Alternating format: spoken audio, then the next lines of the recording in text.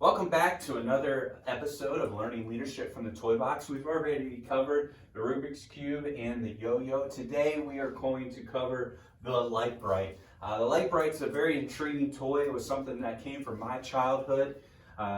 It was invented in 1967 by Marvin Glass. He was looking for an electronic alternative to that of painting. Hasbro loved the idea because you didn't have to deal with chalk. You didn't have to deal with paint, and I'm sure thousands and thousands of parents could agree with that this was an excellent choice for a toy. In fact, it became a national fad by that Christmas of 1967. Lite-Brite comes in so many different ways. This isn't even the original Lite-Brite. This is a battery-operated, newer version. Mine was the old school, kind of tilted back. That bulb was pretty warm inside. My son has one. He has this little one that we keep by his bed. We did his first Lite-Brite. It was a sailboat, and we turn that on before he goes to sleep. Lite-Brite is a great toy to learn a leadership skill off of. And today we're going to talk about your message, what you are delivering to people.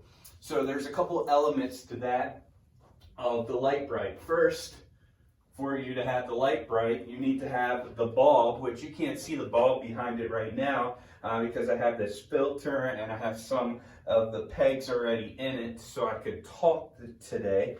But you need to have the bulb behind it, okay? If you don't have the light bulb, this is pretty much useless. You can do a design and maybe be creative, but you need that light bulb.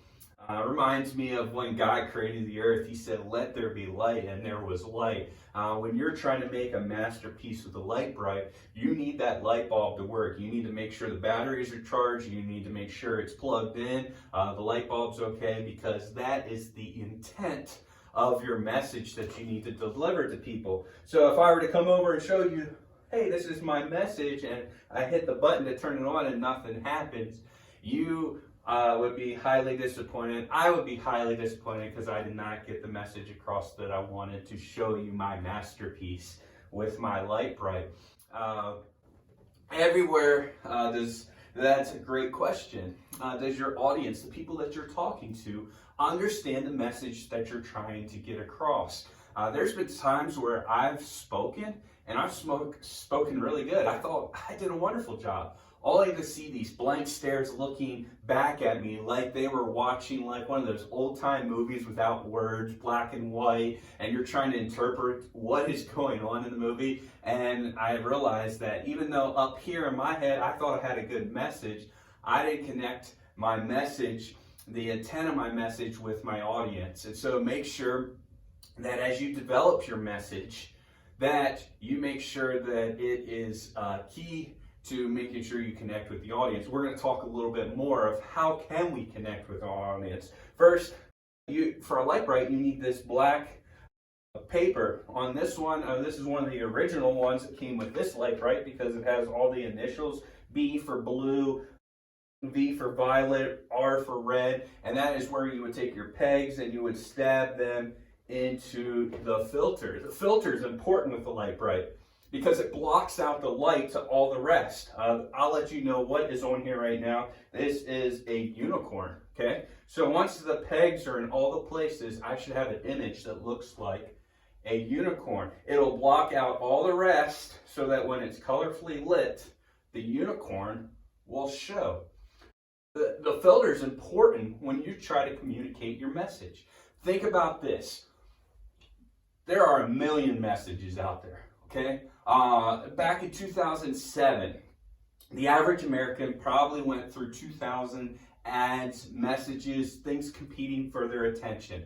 In a study in 2017 by Forbes, that number had jumped from 4,000 to 10,000 different messages. Your brain is trying to process and understand. In fact, when I got out of bed this morning, I threw clothes on, didn't even look at it. This isn't promotional for anything, but I got Adidas shoes on. Looks like I have an old Aeropostale sweatshirt. Like, I already was looking and seeing these brands, but I wasn't even communicating what clothes and brands that I'm wearing. There's so many messages. Some of them just kind of go back into the background. You got to realize there's a lot of messages. Filters block out all the things that you don't want. So you need to make sure your message is hitting on important things that people can connect to. The filter makes your message more notable. Once I fill this all in, you're going to see the unicorn. You're not going to see the blank space. One of my favorite things to do as a kid was to create my own. It was really hard. You take a piece of black construction paper, you put it in there, you start making a design. You had a cool design at the end, but sometimes it was really hard to communicate exactly what my design. It was more abstract art than anything. With these, you have a pattern that you need to make sure that you stay with so that a unicorn jumps off the screen and all the rest is covered. The light shining out won't shine through all the rest of the holes in the light-bright. And back in the mid-1990s, there was an advertisement for milk, okay? Milk has gone through, milk's always been around forever. But there was an advertisement that said "Got Milk," and there was this mustache, kind of like the mustache I'm trying to grow right now and unsuccessful. It was a milk mustache, and they grabbed all these actors. And I think there was like 200 some different famous people that they got to do this, and there were posters and commercials and all sorts of stuff, and it made milk more popular again. Sometimes you need to be able to filter out all the rest of the messages so that you can speak your message with clear intent. The third element that you need are the pegs. I love the pegs to play light-bright. I hated the pegs when I dumped them all over the ground. In fact, I just dumped this whole thing recently and they were all over the place. But the pegs are one of the most important things because that is how you're going to deliver your message. That's how you're going to deliver your point. If I want to get this point across, I need to make sure that I plug it in.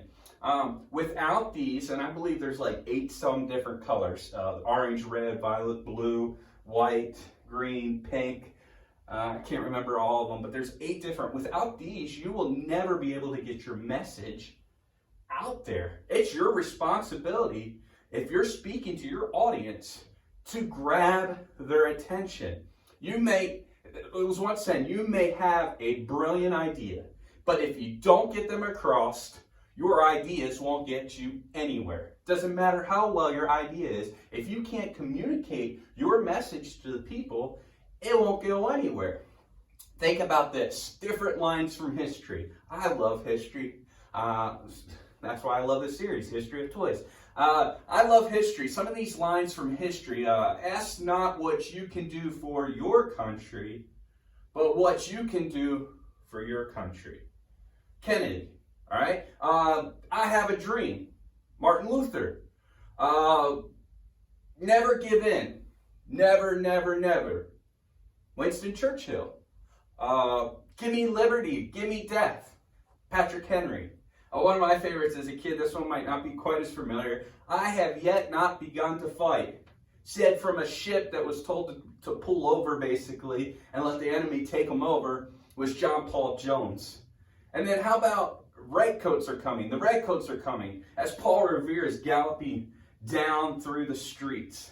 All of them had brilliant ideas, brilliant messages, and they communicated it very well that they have stood the time of history. They have stood the time of history.